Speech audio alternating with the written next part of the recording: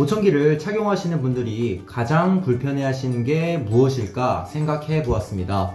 공통적으로 말씀해 주시는 부분이 바로 말소리 인지에 대한 영역이었습니다. 우리는 이것을 어음 분별력이라고 부릅니다. 청력이 각 주파수별로 얼마나 작은 소리까지 들을 수 있는지 탐지하는 능력을 말한다면 어음 분별력은 함, 담, 밤과 같은 단어를 구분하고 변별하는 능력을 의미합니다. 우리는 난청이 있으면 대화가 안 돼서 많이 답답해합니다. 특히 당사자보다는 주위에서 많이 불편해하시죠. 보청기를 맞추러 오시는 분들 중에는 난청을 알고 바로 착용하는 분들도 계시지만 시간이 4에서 5년 흐른 뒤에 자녀분들의 권유 혹은 주위의 권유로 하게 되는 경우도 계십니다.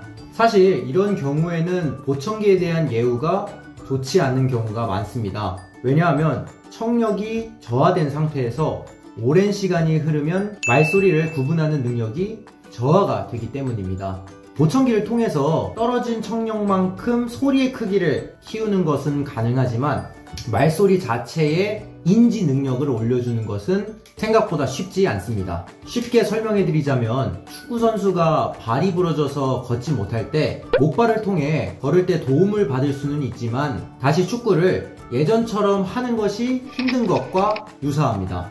때문에 보청기를 구매하기 전에 반드시 현재 나의 어음 변별 능력이 어느 정도인지를 확인하셔야 합니다. 똑같은 청력을 가진 분들이라도 현재 나의 어음 분별력 정도에 따라서 보청기의 만족도가 달라질 수 있다는 사실을 알고 현실적인 목표치를 잡아 나아가는 것이 중요합니다. 일반적으로 보청기를 착용하기 전과 후에 소리의 크기는 충분히 들을 수 있을 정도로 올릴 수는 있지만 말소리의 변별 능력을 15에서 20% 정도를 개선할 수 있습니다. 따라서 보청기를 착용하기 전에 50점인 사람과 70점인 사람이 보청기의 도움을 받으면 보청기를 착용한 후에 모두 20%가 개선이 되었다고 가정을 했을 때 각각 70점과 90점이 되겠지만 두 분의 만족도가 같을 수가 없는 것은 어찌 보면 당연한 이치입니다. 모든 사람이 90점을 원하지만 모두가 90점이 될 수는 없습니다. 결국 난청이 있다는 사실을 알게 되었을 때에는 젊을수록 사회생활이 많을수록 하루라도 더 빨리 보청기를 해주는 것이 도움이 많이 되겠죠. 그렇다면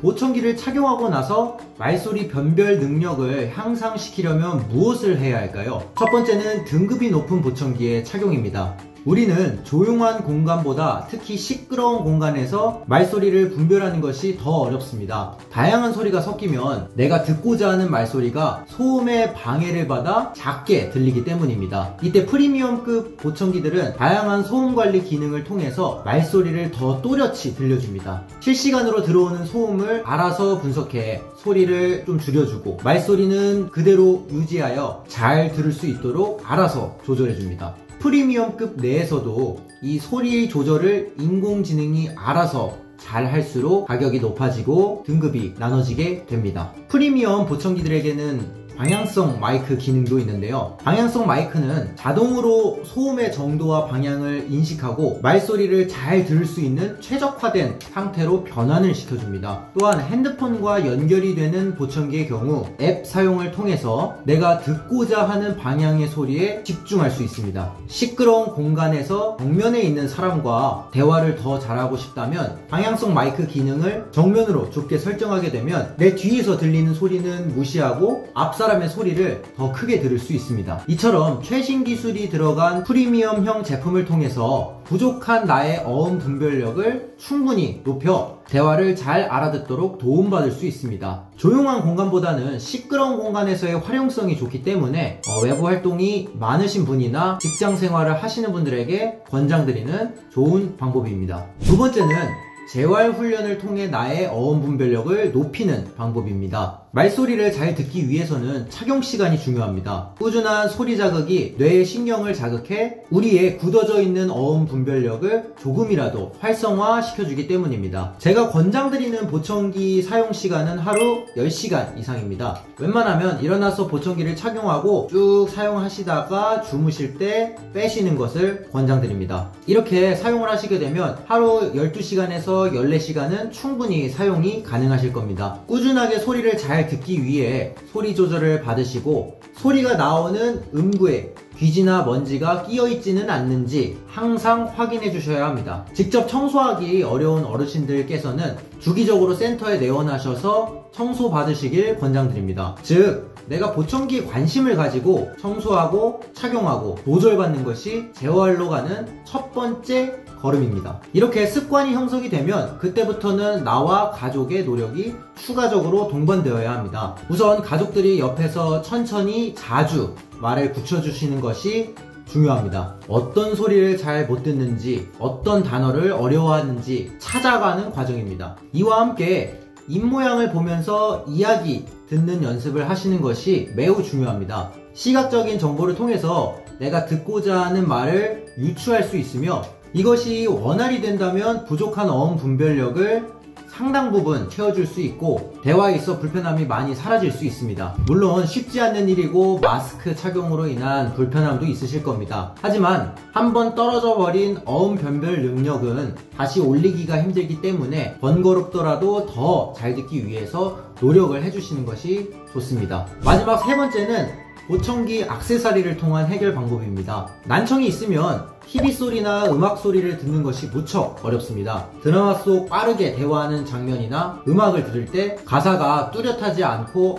이렇게 뭉개져서 들리게 됩니다. 이 경우 TV 스트리밍 액세서리를 이용하신다면 훨씬 더 깨끗하고 명료하게 들으실 수 있습니다. 핸드폰으로 영상이나 음악을 청취할 때 우리가 이어폰을 통해서 소리를 듣는 것과 같은 원리라고 생각하시면 됩니다. 블루투스가 가능한 보청기 제품을 구매하여 직접적으로 TV 소리를 보청기를 통해 듣게 되면 불편함이 많이 사라지게 됩니다. 실제로 어르신들이 액세서리 구매를 통해서 TV 소리에 대한 청취를 개선시키고 있으니 추천드립니다. 오늘 이렇게 많은 보청기 사용자분들이 불편해하는 말소리들, 특히 시끄러운 공간에서의 어음 변별력을 조금이라도 높일 수 있는 현실적인 방안에 대해서 소개해 드려 보았습니다. 어떻게 보면 결국 근본적인 해결책은 아니지 않냐 라고 말씀하실 수도 있습니다. 하지만 아날로그 보청기에서 디지털 보청기로 발전하면서 이뤄낸 다양한 소음관리 기술과 스트리밍 기술들이 현재 만족도를 높여주고 있는 것도 사실입니다. 결국 언젠가